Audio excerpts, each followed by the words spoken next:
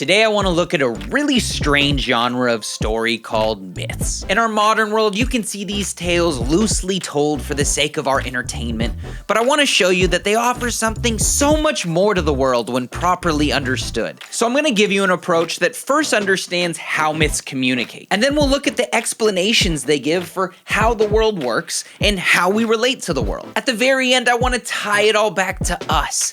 I want to show you how we can use this approach for the benefit of our world today. My name is Kyle J. Shower, and welcome to the Kyle J. Show.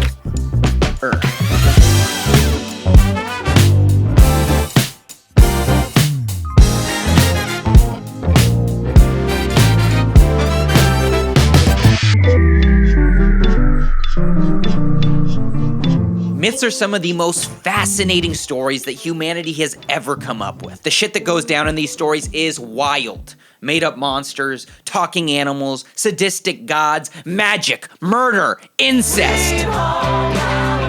It's like they're all from a really bad acid trip. Magic, murder, incest, magic, murder, incest, magic, murder, incest. We look back at our ancestors who thought these stories were true, and we start making Donald Trump faces. It's kind of ridiculous. You're telling me they believe that there was a bunch of gods living on a Mount Olympus controlling everything in reality? Go ahead and climb the mountain, buddy. There's nothing there. If we're being honest, we look at ourselves as better than the people who came before us.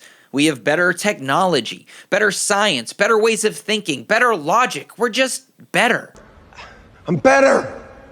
I am better! Now maybe we do have a lot that's better, but before we get too ancestorist, like being racist or sexist, but towards your ancestors. Before you become a historical bigot, to get a proper understanding of myths, you have to be able to keep an open mind and remember how dramatically different things were 50 years ago, let alone thousands of years ago. Myths are as old as humanity itself. When we got thrown into this chaotic, complicated world, we needed to find a way to understand what the f was going on. I mean, imagine you're the first person who witnessed rabies. Your hunting partner gets bit by a raccoon, and next thing you know, he's foaming at the mouth, starts talking to inanimate objects, punches a baby, and then dies. Bro, I would have believed in spirits too. Even today, with all the ways we're better, the amount of unanswered questions about reality is still, infinite! Our world is very complex. So when we first got here, in order to survive, we had to establish some type of order and make sense of what was going on. This is the role that myths played for ancient people.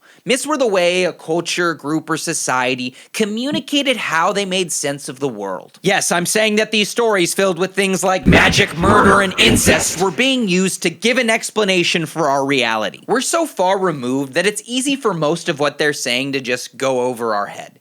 But myths have their own particular language. We still speak this language today, and I think you'll be able to understand it when you first understand how myths communicate. When we first started trying to figure out how to survive in this world, making sense of it all was nice, but if you made sense of things differently than I do, we have a problem. Not only would it make it difficult for us to work together, but we could be doing things that actively work against one another. If I think sacrificing your firstborn child will save us from drought and famine, things aren't going to end well between us. So to spread a common way to make sense of the world and get a society all on the same page, they communicated through stories. That way, we all know who to sacrifice to stop the drought and famine. So they're gonna throw a virgin into the fire so that it rains? You have to remember that they didn't have the means of communication like we do now. Most people weren't even literate. So to pass on these ideas throughout a population, or even from one generation to the next, it had to be so compelling that it would stick in your memory. What better way to get you to remember something than to add a little drama? Maybe make it rhyme a little. Hell, you could even turn it into a song. Now wait a gosh darn minute, you're saying they shared the way they saw reality in the form of a song? I don't think I've ever seen that done before. And I'm proud to be an American. Yes, of course we still use storytelling to communicate how we make sense of the world. The most popular place you'll see this today is in our movies. Superhero movies communicate how we make sense of good and evil. Romantic movies communicate how we make sense of love. The Fast and Furious movies communicate how we make sense of family. Family, family, family. I could go on, but looking at the way popular movies communicate how we make sense of the world is something I plan on making a large part of this channel. So if there's an interesting movie, TV show, or story that you'd like me to break down in this way, I'd love to hear what you got in the comments. Another advantage of stories is their ability to wield the power of symbols. They contain things like, wait a second. Speak, child. Magic, murder, incest. Not just that, but all sorts of things we consider supernatural. Making sense of the world is complicated, so to help communicate their point, myths use very strong symbolic language. Symbols are a tool to help us get a better understanding of things. See my video on symbols for more information. Symbolic language plays on our imagination to help us get a grasp of complicated topics. It can take deep aspects of reality and put it in a way that makes sense to practically everyone. To give you an example of what I'm talking about, let me use the symbolism of Mount Olympus, which I mentioned earlier on purpose because I baited you! The ancient Greeks weren't stupid. Of course they had been up onto the mountain and saw there weren't gods, but that didn't matter to them. That wasn't the point. The point was what it symbolized. One of the reasons they chose Mount Olympus to be the home of the gods is because it was the highest place. When something has great importance for people, we tend to put it at the highest place. It's a symbol we're still familiar with even to this day. There's a popular mythologist named Joseph Campbell. He's kind of known as being the myth guy. He has a whole documentary called The Power of Myth, and in that he takes a moment to explain this exact symbolism. You can tell what's informing the society by the size of what the building is that's the tallest building in the place. When you approach a medieval town, the cathedral's the tallest thing in the place. When you approach a 17th century city, it's the political palace that's the tallest thing in the place.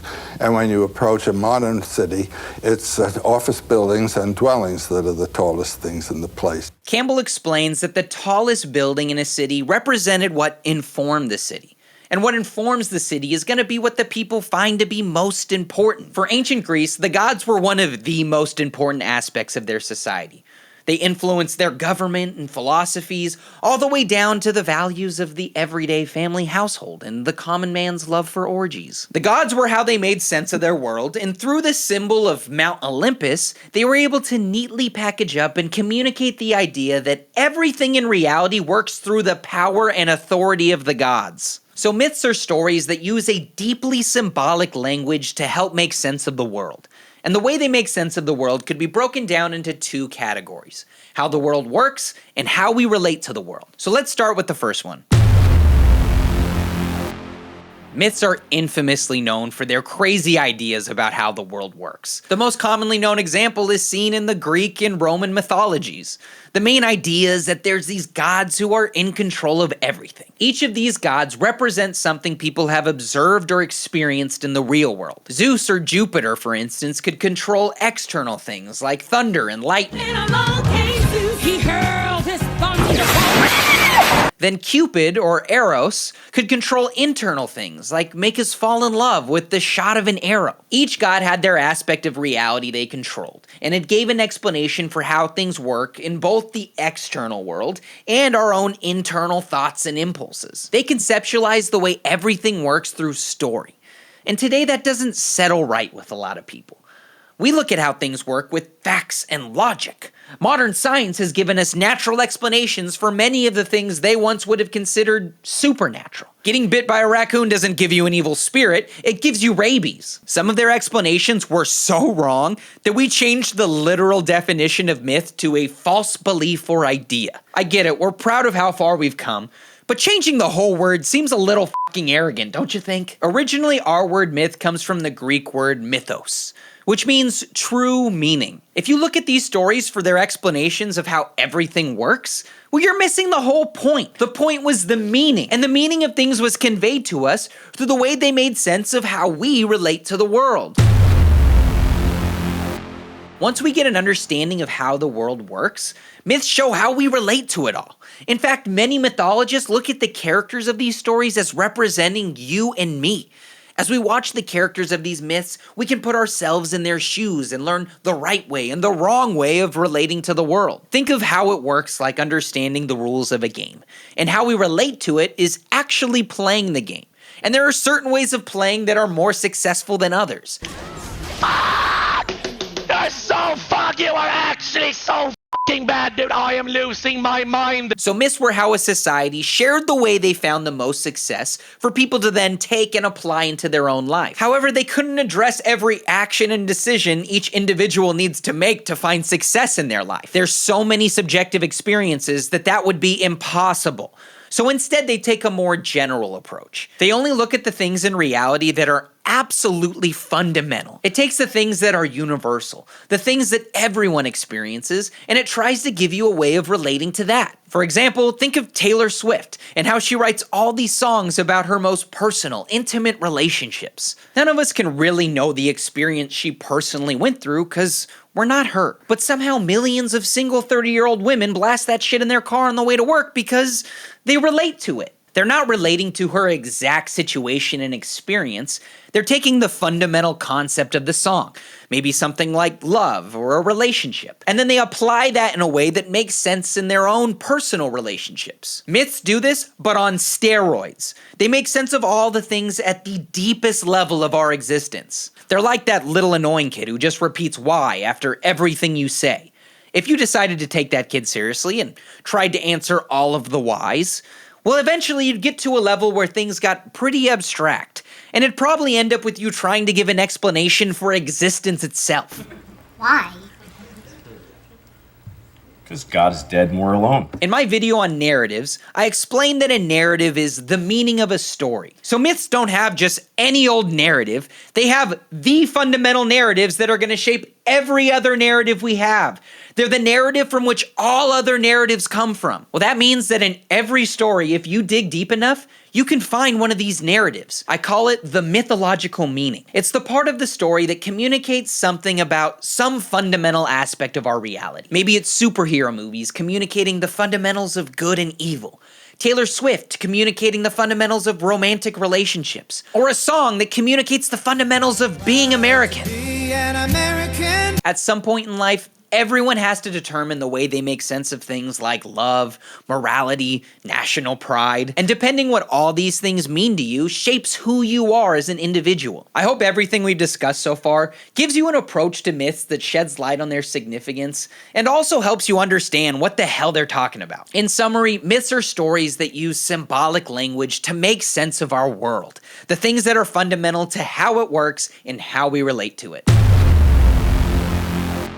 To conclude, I'd like to take this approach to myths and use it to approach our world today. Earlier, I briefly mentioned that myths were used to try and get a group of people to make sense of the world the same way. They realized that when we have some commonality on how we make sense of the world, the better we can work together to survive and even improve things. In our modern world, we're exposed to so many different ideas and perspectives. Everyone has their own way of making sense of the world, and it seems that it's left us impossibly divided. However, if you approach our world today the way we discuss this approach to myths, you might find that at the fundamental meaning of all our lives, we're not that different. If you look at the myths all across our world in different periods of time, we've been able to point out some insane similarities. You know, something like a pyramid can be seen in the ancient cities of Africa, Asia, South America. The symbolic idea of a dragon can be found in myths everywhere, despite there being no evidence that these creatures physically existed. Remember the guy I mentioned earlier, Joseph Campbell? The myth guy? Well, he has a book called A Hero with 1,000 Faces,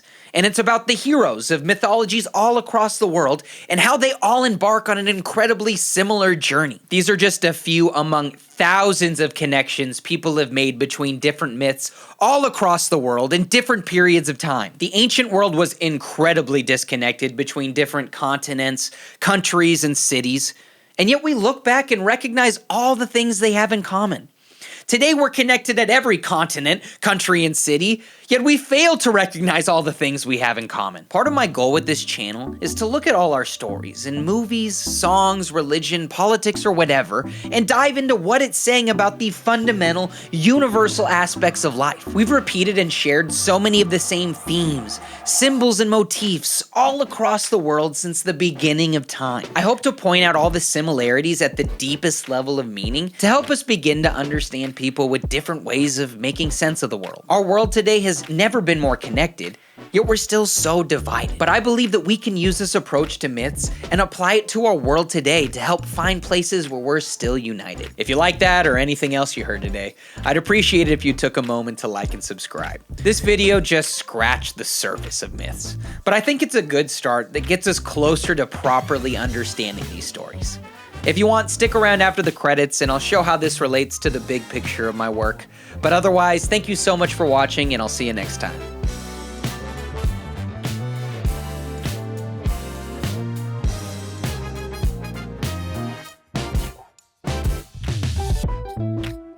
This concludes the 3 initial concepts I wanted to introduce: narratives, symbols, and myths. And I saved myth for last because it kind of combines the other concepts.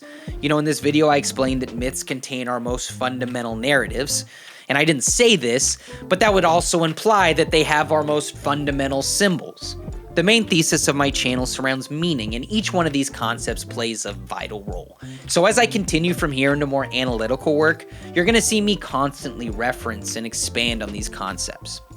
In the short term, I plan on pumping out a ton of analytical work so that you can see how I put all this into practice. I'm constantly looking for new and interesting topics to analyze, so please don't hesitate to comment or reach out to me personally to let me know what direction you'd like to see this go.